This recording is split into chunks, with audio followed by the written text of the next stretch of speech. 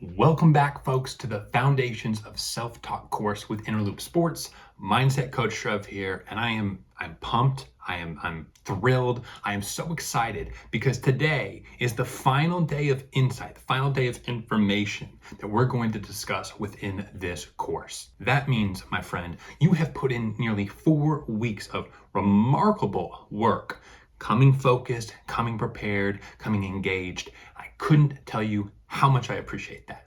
So with that said, let's finish strong here. Over the last 2 days, within week 4 here, we've been talking about our self-talk in specific areas on the course.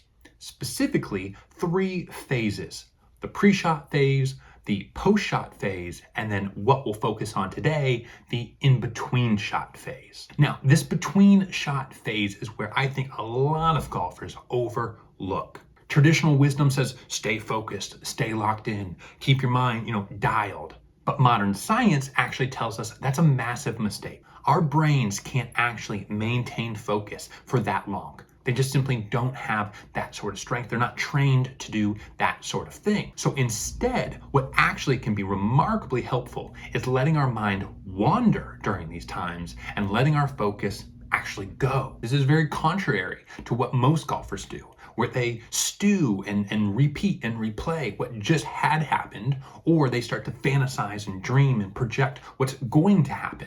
They get to the past, they get to the future, but they don't stay in the present. I like to break the in-between shot phase down into 2 key categories: rest side of things and the ready side of things. The rest side is what you step into after your post-shot phase. So you process, you deal with the emotions, you deal with the outcome, you move on, and you step into the rest side of things. In the rest side, it's actually, again, all about letting our mind wander, letting our focus go, and instead connecting with something that's rejuvenating, that helps us refresh and revitalize our system before we get to our ball. Examples of this could be really just pouring into a great conversation with your playing partner. It could be about cracking jokes and keeping things light. It could be about taking a few minutes just to connect with the beautiful nature that surrounds you. It could be about tuning into your senses, really feeling the breeze, the sun, practicing a little mindfulness while you walk. These are all ways to reset the system and just let your body refresh,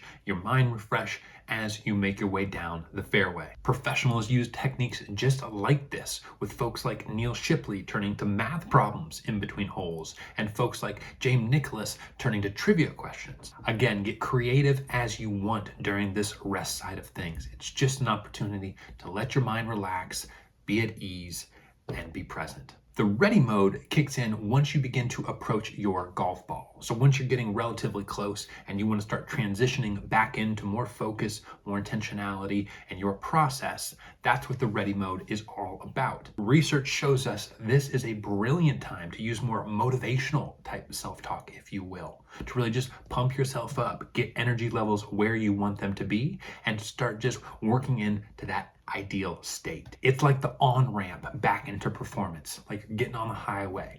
You're increasing your speed, you're increasing your focus, you're getting back to being locked in. And now, with your final daily challenge of the week, here's what I want you to do. Just like we've done on the last 2 days, I want you to take a moment or two before getting out to the range, the course, the green, whatever it may be.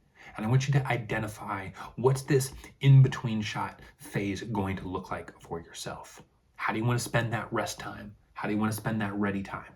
Go ahead and pick out an idea or two and jot it down in your notebook. Then today, when you get out there to the course, the green, whatever it may be, go ahead, bring your mic, hit record, talk yourself through it, use these phrases and such that you've already identified. And then afterwards, of course, analyze and let's see what you came up with. Items to specifically look at here could include your percentage or ratio breakdowns of positive, negative, instructional, and neutral self-talk. See if there's any shifts there that have occurred. Take a look at your most common phrases as well and see if any of these particular phrases and words or kind of choices you've made are showing up in that category of things. After looking at your data, pull out your notebook again if you don't mind and answer these 3 reflection questions. Number 1, how did your techniques show up in your data? Did you see signs or reflections of your in-between shots phase showing up? A second question, how did your kind of mental energy, your stamina feel throughout this round? Again, the idea of that between shot phase is to help preserve energy, not overuse our resources. So I'm curious, did you feel a difference there? Did it show up in your game in any way? And lastly, did you feel any more present out there, any more ready to execute than typical? Again, jot these thoughts down. They don't have to be perfect. They don't have to be novels. Just a few words is perfect, but it gives us a breadcrumb trail, if you will, to go back and really see our growth over these 4 weeks. To bring today to a close, just a quick heads up. Tomorrow is our final day of the Foundations of Self-Talk course. So come locked in, come ready to close it out with a bang. I will see you then.